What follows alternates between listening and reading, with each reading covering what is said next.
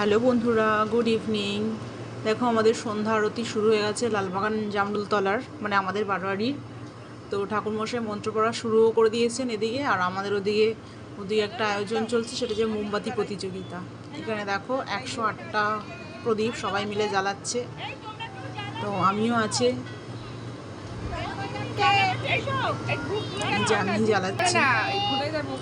তো দেখতে থাকো আমাদের পুজোটা, তারপরে মোমবাতি প্রতিযোগিতাও হবে একে একে করে। চলো তোমরা পুজো দেখো।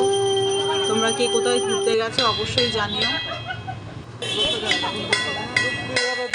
পুজোটা বোঝা যাচ্ছে ভালো হয়েছে, ওই জন্য যখন দেখো